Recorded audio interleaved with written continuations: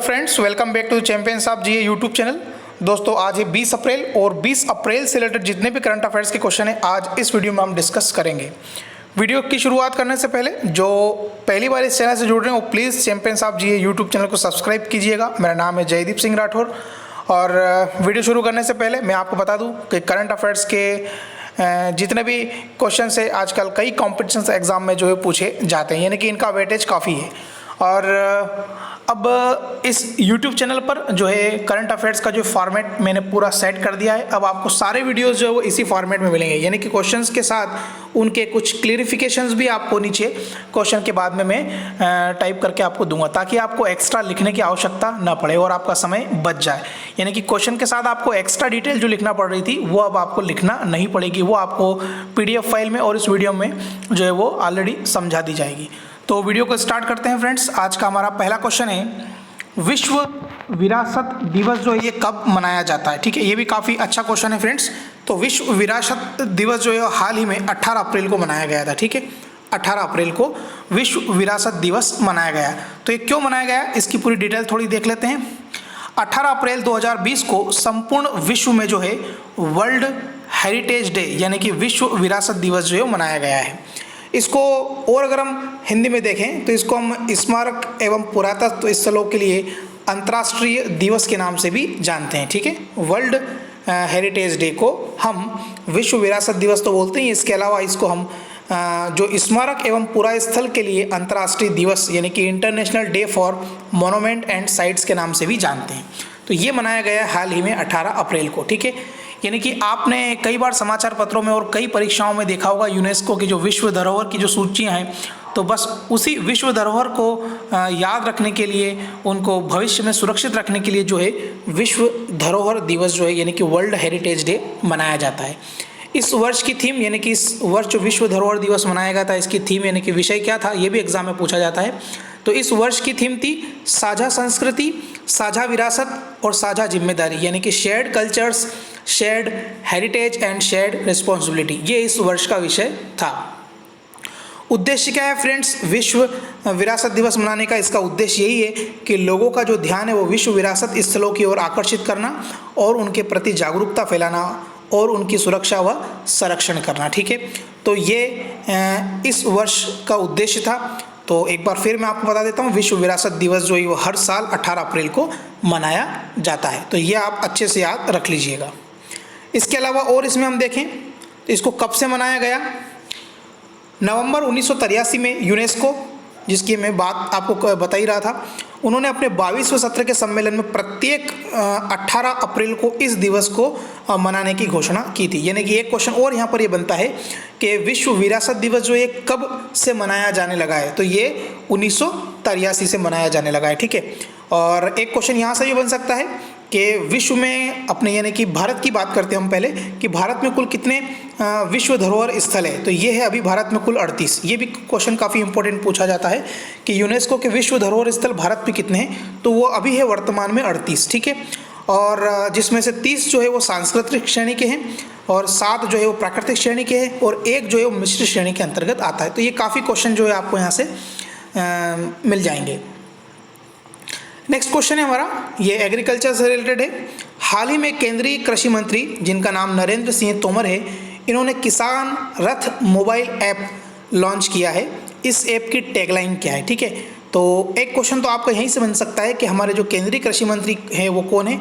ये नरेंद्र सिंह तोमर, ये मध्य प्रदेश के हैं और इन्होंने किसान रथ मोबाइल ऐप, ये आपको पता होगा कि कोरोना वायरस के चलते जो लॉकडाउन है, तो उस लॉकडाउन में किसानों की फसल और उनकी जो दिक्कतें उनको जो आ रही है उसको आसान करने के लिए एक मोबाइल ऐप लॉन्च किया है। उस मोबाइल ऐप का नाम है किसान रथ मोबाइल ऐप। ठीक है, तो इस ऐप की जो है टैगलाइन आपसे यहाँ पर पूछी है, इस ऐप की टैगलाइन क्या है? तो फ्रेंड्स, इस ऐप की जो टैगलाइन है उस टैगलाइन का नाम है किसान का अपना वाहन। ये इस ऐप की प्रमुख टैगलाइन है। तो ये आपसे यहाँ पर क्वेश्चन में पूछा है।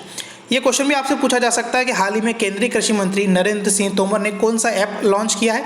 तो ये किसान रथ मोबाइल ऐप लॉन्च किया है। ठीक है, इसकी थोड़ी डिटेल देख लेते हैं क्या है। ये तो मैंने आपको बता दिया कि ये नरेंद्र सिंह तोमर के द्वारा जो है किसान रथ मोबाइल ऐप लॉन्च किया गया है और ये कब किया गया है? 17 अप्रैल को। ठीक है, क्या है ये? यह कृषि और बागवानी उत्पादन से जुड़े किसानों और व्यापारियों को प्राथमिक और द्वितीयक परिवहन के लिए परिवहन वाहनों की खोज में सुविधा जो है प्रदान करेगा। इसमें दो कंडीशंस रखी, एक तो प्राइमरी स्तर का और एक और सेकेंडरी स्तर का। तो जो प्राथमिक परिवहन में क्या क्या आएगा, इसमें फार्म से मंडियों, एफपीओ, कलेक्शन सेंटर और वेयर हाउस आदि तक की आवाजाही जो है वो शामिल होगी। और इसके अलावा जो दूसरा भाग है इसका, यानी कि जो द्वितीयक परिवहन में मंडियों से अंततः राज्यों और अंतर्राज्यों मंडियों में, प्रसंस्करण इकाइयों में, रेलवे स्टेशन, गोदाम और थोक विक्रेताओं आदि तक जो है वो आवागमन इस किसानों का अपना वाहन ऐप में शामिल होगा। किसानों का अपना वाहन ऐप, ये जो टैगलाइन वाला यह ऐप जो है ये कृषि उत्पाद परिवहन में एक महत्वपूर्ण जो है मील का पत्थर साबित होगा। ऐसा जो है किसान जो मंत्री है हमारे केंद्रीय, उनका मानना है, नरेंद्र सिंह तोमर का। और इसके अलावा इस एंड्रॉयड वर्जन में ये जो ऐप है ये 8 भाषाओं में उपलब्ध होगा। तो ये काफ़ी महत्वपूर्ण है यहाँ पे, ठीक है। तो एक बार और इस क्वेश्चन को मैं आपको बता देता हूँ। हाल ही में केंद्रीय कृषि मंत्री नरेंद्र सिंह तोमर ने किसान रथ मोबाइल ऐप जो है लॉन्च किया है। इस ऐप की टैगलाइन क्या है? तो इस ऐप की टैगलाइन है किसानों का अपना वाहन, और यह जो है एंड्रॉयड वर्जन 8 भाषाओं में जो है उपलब्ध होगा। नेक्स्ट क्वेश्चन है, संयुक्त राष्ट्र संघ यानी कि यूनाइटेड नेशंस ने नवंबर 2020 में कहाँ प्रस्तावित कोप 26 के आयोजन को जो है स्थगित करने का निर्णय ले लिया है? ये भी काफ़ी इंपॉर्टेंट क्वेश्चन है फ्रेंड्स। तो ये ग्लासगो के अंदर जो है कोप 26 का जो आयोजन होना था उसका जो है कोरोना वायरस के चलते है इस आयोजन को जो स्थगित कर दिया गया है, ठीक है। ग्लासगो कहाँ है? ये स्कॉटलैंड में, ठीक है। थोड़ा सा इसका डिटेल देख लेते हैं। 1 अप्रैल 2020 को संयुक्त राष्ट्र संघ यानी कि यूनाइटेड नेशंस ने 2020 के नवंबर में ग्लासगो जो कि स्कॉटलैंड में है वहाँ पर एक कॉन्फ्रेंस होना थी जिसको कोप 26 के नाम से जानते हैं, यानी कि कॉन्फ्रेंस ऑफ पार्टीज़ के आयोजन को जो स्थगित करने का निर्णय लिया गया है, ठीक है। और इसको वर्ष 2021 तक के लिए स्थगित कर दिया है। क्यों किया ये आप सभी लोगों को पता है कि कोविड-19 के खतरे जो है तथा विश्व पर इसके प्रभाव के कारण यह निर्णय लिया गया है, और हाल ही में जो है कोप 26 को जो है वो स्थगित कर दिया है। और इसके अलावा एक क्वेश्चन और आप यहाँ से बन सकता है कि लास्ट ईयर मतलब कोप 25 का आयोजन कहाँ किया गया था, ये भी आपसे क्वेश्चन पूछा जा सकता है। तो कॉन्फ्रेंस ऑफ पार्टीज़ 25 का जो आयोजन है वर्ष 2019 का वो मैड्रिड स्पेन में हुआ था, ठीक है। और 2020 का कहाँ होना है? ये ग्लासगो स्कॉटलैंड में होना था, लेकिन कोरोना वायरस के चलते इसको स्थगित कर दिया है। तो ये भी आप याद रखिएगा। अगला प्रश्न है हमारा, नौसेना यानी कि इंडियन नेवी के कहाँ स्थित डॉकयार्ड ने अपने प्रवेश द्वार पर बड़ी संख्या में जो उनके वर्कर्स है यानी कि कर्मियों की स्क्रीनिंग हेतु इंफ्रारेड सेंसर गन, ये काफ़ी इंपॉर्टेंट है, ये एक नॉन कॉन्टैक्ट गन है जिसकी सहायता से टेम्परेचर मापा जाता है, ठीक है, ये डिज़ाइन की है। तो ये मुंबई डॉकयार्ड ने हाल ही में अपने नौसेना के जो कर्मचारी है उनके लिए इंफ्रारेड सेंसर गन जो है वो डिज़ाइन की है। इसकी थोड़ी डिटेल देख लेते हैं। नौसेना के मुंबई स्थित डॉकयार्ड ने अपने प्रवेश द्वारों पर बड़ी संख्या में जो वहाँ के कर्मचारी हैं उनकी स्क्रीनिंग करने हेतु इंफ्रारेड सेंसर गन डिज़ाइन की है, ठीक है। और ये जो गन है ये 0.02 इतने कम डिग्री सेल्सियस तक के टेम्परेचर को भी जो है वो सटीकता से माप सकेगी। और यह एक प्रकार का थर्मामीटर है जो किसी के शारीरिक संपर्क में आए बिना ही उसके शरीर का टेम्परेचर जो नोट कर लेता है, यानी कि इसको हम नॉन कॉन्टैक्ट जो है थर्मामीटर भी बोल सकते हैं, ठीक है। अगला प्रश्न है, ये मध्य प्रदेश से काफ़ी अच्छा प्रश्न है। ये पुस्तक शब्दमानस के लेखक कौन हैं? तो फ्रेंड्स इसके जो लेखक है वो है ओपी श्रीवास्तव और भारती श्रीवास्तव, ठीक है। तो ये मध्य प्रदेश के हैं और इन्होंने ही जो है पुस्तक शब्दमानस लिखी है, और इस पुस्तक को इन्होंने जो है मध्य प्रदेश के जो वर्तमान मुख्यमंत्री है श्री शिवराज सिंह चौहान उन्हें प्रदान की है। इसका डिटेल देखते हैं थोड़ा। ये पुस्तक इन्होंने 2 अप्रैल 2020 को जो मध्य प्रदेश के वर्तमान में मुख्यमंत्री है श्री शिवराज सिंह चौहान इनको संचालक जनसंपर्क जो है ओपी श्रीवास्तव उन्होंने ये पुस्तक जो है शब्दमानस उन्हें प्रदान की है। और इसके जो लेखक है वो ओपी श्रीवास्तव और उनकी जो धर्मपत्नी है भारती श्रीवास्तव, इन दोनों ने मिलकर पुस्तक शब्दमानस को लिखा है। क्या विशेषता है इसमें रामचरितमानस के जितने भी 14,611 शब्द हैं उसके अर्थ और उनसे संबंधित चौपाई, दोहा, सोटा, श्लोक और छंद एक ही स्थान पर जो है संकलित है, ठीक है। और पुस्तक में एक ही शब्द के अनेक संदर्भ में उसकी जो व्याख्या की गई है, तो इसलिए जो ये पुस्तक काफ़ी महत्वपूर्ण हो जाती है। तो मैं एक बार और रिपीट कर देता हूँ, पुस्तक शब्दमानस के लेखक कौन है? ये ओपी श्रीवास्तव और भारती श्रीवास्तव। अगला प्रश्न है, विश्व बैंक ने कोविड-19 से मुकाबला करने के लिए भारत को कितने अरब डॉलर की आपातकालीन स्थिति यानी कि आर्थिक स्थिति को मजबूत करने के लिए जो है आर्थिक सहायता प्रदान की है? तो कोविड-19 से लड़ने के लिए विश्व बैंक यानी कि वर्ल्ड बैंक ने जो है भारत को 1 अरब डॉलर जो है इतनी राशि प्रदान करने की घोषणा की है, ताकि भारत जो है कोविड-19 के कारण जो जिन मुसीबतों से लड़ रहा है उससे उबर सके और उसकी अर्थव्यवस्था में नए आयाम स्थापित हो सके। तो विश्व बैंक से जारी पहले चरण की आपातकालीन सहायता का सबसे बड़ा हिस्सा जो है भारत को मिला है ये, ठीक है। अभी तक कोविड-19 के कारण विश्व बैंक ने अपने पहले चरण की जो आपातकालीन सहायता है उसका ऐलान किया है और इसमें सबसे बड़ा हिस्सा जो है भारत को मिला है। कितना? ये मैंने आपको बता दिया है, 1 अरब डॉलर। और इसके अलावा विश्व बैंक ने दक्षिण एशियाई देशों में भी जैसे कि पाकिस्तान के लिए उन्होंने 20 करोड़ डॉलर जो है दिए हैं, अफगानिस्तान के लिए उन्होंने 10 करोड़ डॉलर दिए, वहीं मालदीव्स के लिए 73 लाख डॉलर और श्रीलंका को उन्होंने 12.86 लाख डॉलर की मदद करने की घोषणा की है। केंद्र सरकार ने कोरोना वायरस के दृष्टिगत इसे ट्रैक करने हेतु सार्वजनिक निजी भागीदारी से विकसित एक मोबाइल ऐप आरोग्य सेतु की शुरुआत की थी, ठीक है। ये मैंने आपको लास्ट वीडियो में बताया भी था कि हाल ही में केंद्र सरकार ने जो है भारत के नागरिकों की सुरक्षा के लिए कौन सा ऐप लॉन्च किया है, तो वो आरोग्य सेतु ऐप लॉन्च किया है। और आरोग्य सेतु जो है ये ऐप अभी वर्तमान में लगभग 5 करोड़ से ज़्यादा उपभोक्ताओं के द्वारा एक ही दिन में जो है डाउनलोड किया गया है। तो ये एक नया विश्व रिकॉर्ड भी बना है। तो प्रश्न आपसे ये पूछा गया है यहाँ पे कि यह ऐप कितनी भाषाओं में, ठीक है, तो ये 11 भाषाओं में, ठीक है। इतना सा आपको इसमें याद रखना है। अगला प्रश्न है, प्रतिवर्ष अंतर्राष्ट्रीय खदान जागरूकता यानी कि जो माइनिंग इंडस्ट्री है उससे रिलेटेड है ये क्वेश्चन। अंतर्राष्ट्रीय खदान जागरूकता एवं खनन कार्य में सहायता दिवस जो है कब मनाया जाता है, ठीक है। ये भी काफ़ी महत्वपूर्ण प्रश्न है फ्रेंड्स। तो ये कब मनाया जाता है ये आपसे यहाँ पर क्वेश्चन पूछा है। तो ये हर साल जो है 4 अप्रैल को मनाया जाता है। थोड़ा सा डिटेल देखते हैं इसका।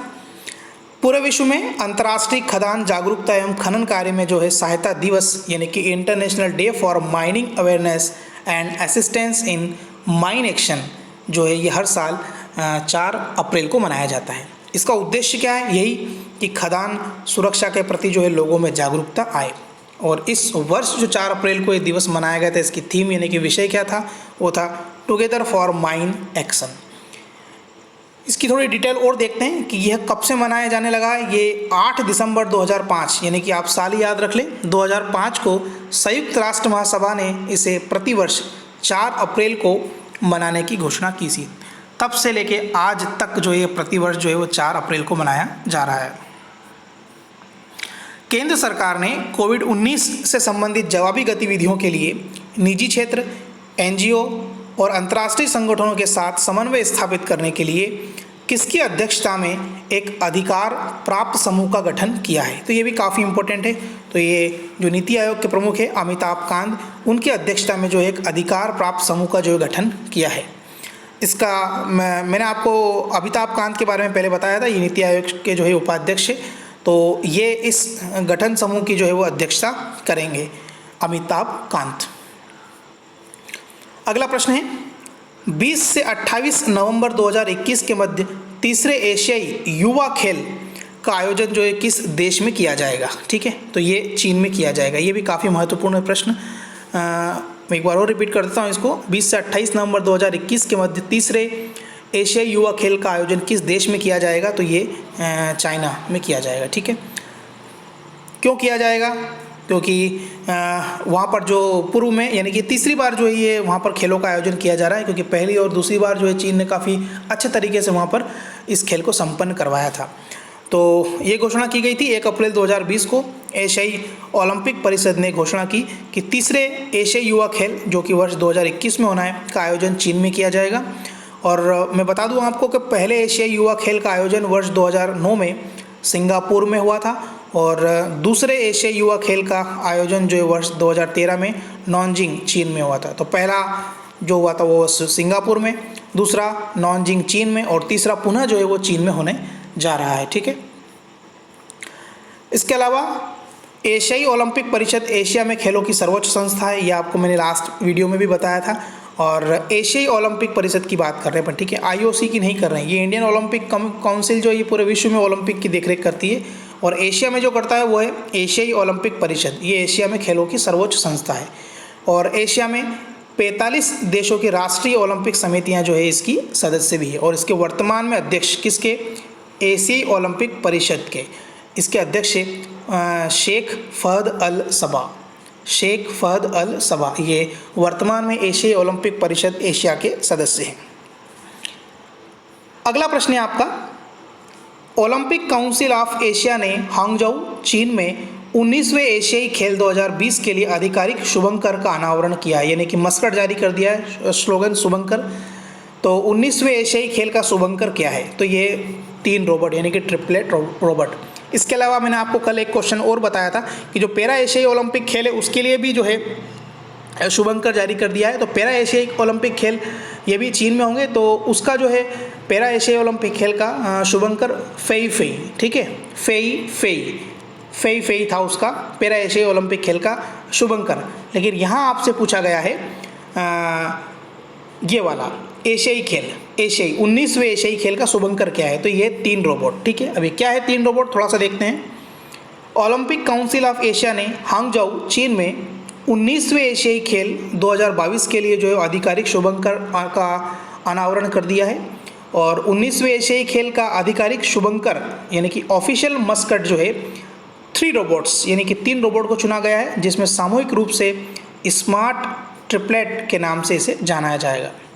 स्मार्ट ट्रिपलेट्स यूनेस्को की विश्व धरोहर स्थलों का जो है प्रतिनिधित्व करता है, और इन तीनों रोबोटों को हम क्या कहते हैं, कॉन्ग, लियोन और चेन नाम दिया गया है, ठीक है, यानी कि ओवरऑल इसको ट्रिपलेट नाम दिया है।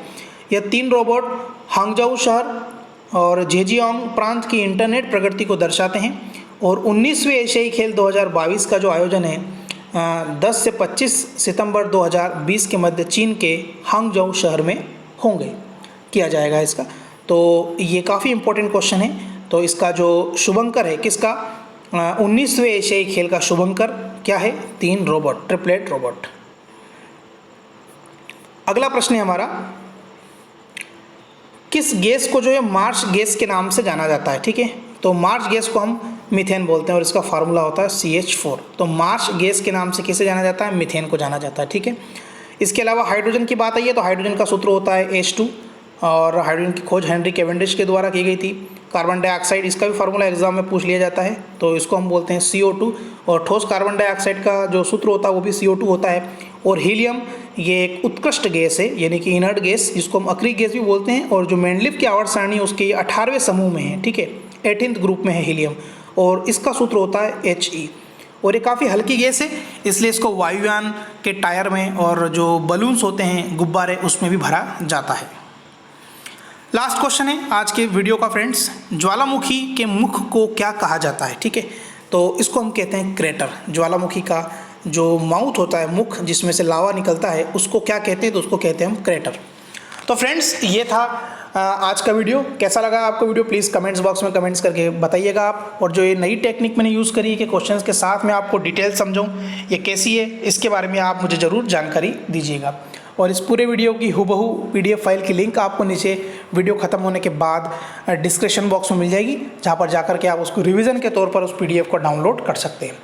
तो इस वीडियो को अधिक से अधिक अपने दोस्तों के साथ शेयर कीजिएगा। फिर मिलते हैं एक नेक्स्ट वीडियो के साथ, तब तक गुड बाय, टेक केयर।